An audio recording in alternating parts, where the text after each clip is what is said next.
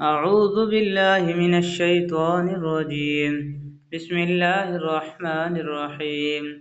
يا أيها الناس كلوا مما في الأرض حلالا طيبا ولا تتبعوا خطوات الشيطان إنه لكم عدو مبين. اے لوگو، زمین میں جو حلال پاکیزہ چیزیں ہیں وہ کھاؤ اور شیطان کے نقش قدم پر نہ چلو، یقین جانو کہ وہ تمہارے لیے ایک کھلا دشمن ہے۔ مشرکین عرب کی ایک گمراہی یہ تھی کہ انہوں نے کسی آسمانی تعلیم کے بغیر مختلف چیزوں کے بارے میں حلال و حرام کے فیصلے خود گھڑ رکھے تھے۔ مثلا مردار جانور کو کھانا ان کے نزدیک جائز تھا، مگر بہت سے حلال جانوروں کو انہوں نے اپنے اوپر حرام کر رکھا تھا۔ اس کی تفصیل سورہ انعام میں آئے گی۔ یہ آیت ان کی اس گمراہی کی تردید میں نازل ہوئی ہے۔ انما یأمرکم بالسوء والفحشاء وان تقولوا علی اللہ ما لا تعلمون۔ وہ تو تم کو یہی حکم دے گا کہ تم بدی اور بے حیائی کے کام کرو اور اللہ کے ذمے وہ باتیں لگاؤ جن کا تمہیں علم نہیں ہے۔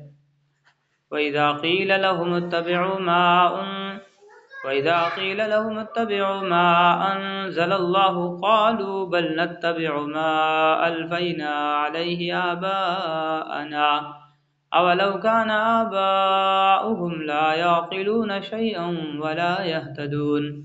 اور جب ان کافروں سے کہا جاتا ہے کہ اس کلام کی پیروی کرو جو اللہ نے اتارا ہے، تو وہ کہتے ہیں کہ نہیں، ہم تو ان باتوں کی پیروی کریں گے جن پر ہم نے اپنے باپ دادوں کو پایا ہے۔ بھلا کیا اس صورت میں بھی ان کو یہی چاہیے کہ جب ان کے باپ دادے دین کے ذرا بھی سمجھ نہ رکھتے ہو اور انہوں نے کوئی آسمانی ہدایت بھی حاصل نہ کی ہو۔ وَمَثَلُ الَّذِينَ كَفَرُوا كَمَثَلِ الَّذِي يَنْعِقُ بِمَا لَا يَسْمَعُ إِلَّا دُعَاءً وَنِدَاءً صُمٌّ بُكْمٌ عُمْيٌ فَهُمْ لَا يَعْقِلُونَ۔ اور جن لوگوں نے کفر کو اپنا لیا ہے ان کو حق کی دعوت دینے کی مثال کچھ ایسی ہے جیسے کوئی شخص ان جانوروں کو زور زور سے بلائے جو ہانک پکار کے سوا کچھ نہیں سنتے۔ یہ بہرے، گونگے، اندھے ہیں، لہذا کچھ نہیں سمجھتے۔ یا ایھا الذین آمنوا کلوا من طیبات ما رزقناکم واشکروا للہ ان کنتم ایاہ تعبدون۔ اے ایمان والو، جو پاکیزہ چیزیں ہم نے تمہیں رزق کے طور پر عطا کی ہیں ان میں سے جو چاہو کھاؤ اور اللہ کا شکر ادا کرو اگر واقعی تم صرف اسی کی بندگی کرتے ہو۔ انما حرم علیکم المیتۃ والدم ولحم الخنزیر وما اہل به لغیر اللہ فمن اضطر غیر باغ ولا عاد فلا اثم علیہ ان اللہ غفور رحیم۔ اس نے تو تمہارے لیے بس مردار جانور، خون اور سور حرام کیا ہے، نیز وہ جانور جس پر اللہ کے سوا کسی اور کا نام پکارا گیا ہو۔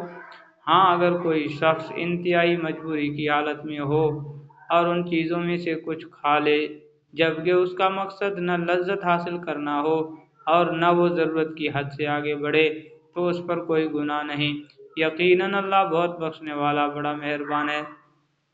اس آیت میں تمام حرام چیزوں کا احاطہ کرنا مقصود نہیں، بلکہ مقصد یہ جتلانا ہے کہ جن جانوروں کو تم نے حرام سمجھ رکھا ہے وہ تو اللہ نے حرام نہیں کیے، تم خام خواہ ان کی حرمت اللہ کے ذمہ لگا رہے ہو۔ البتہ کئی چیزیں ایسی ہیں جن کو تم حرام نہیں سمجھتے مگر اللہ نے انہیں حرام قرار دیا ہے۔ حرام چیزیں وہ نہیں ہیں جو تم سمجھ رہے ہو، حرام تو وہ ہیں جنہیں تم نے حلال سمجھا ہوا ہے۔ ان الذين يكتمون ما انزل الله من الكتاب ويشترون به ثمنا قليلا اولئك ما يأكلون في بطونهم الا النار ولا يكلمهم الله يوم القيامة ولا يزكيهم ولهم عذاب أليم۔ حقیقت تو یہ ہے کہ جو لوگ اللہ کی نازل کی ہوئی کتاب کو چھپاتے ہیں اور اس کے بدلے تھوڑی سی قیمت وصول کر لیتے ہیں، وہ اپنے پیٹ میں آگ کے سوا کچھ نہیں بھر رہے۔ قیامت کے دن اللہ ان سے کلام بھی نہیں کرے گا اور نہ ان کو پاک کرے گا، اور ان کے لیے دردناک عذاب ہے۔ اولئک الذین اشتروا الضلالة بالهدى والعذاب بالمغفرة فما اصبرهم على النار، یہ وہ لوگ ہیں جنہوں نے ہدایت کے بدلے گمراہی اور مغفرت کے بدلے عذاب کی خریداری کر لی ہے، چنانچہ اندازہ کرو کہ یہ دوزخ کی آگ سہنے کے لیے کتنے تیار ہیں۔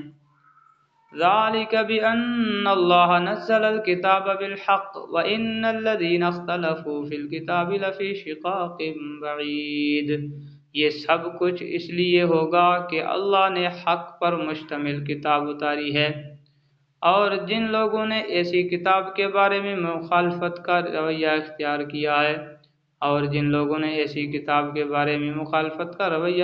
کیا ہے وہ زدہ زدی میں بہت دور نکل گئے ہیں۔ صدق اللہ العظیم۔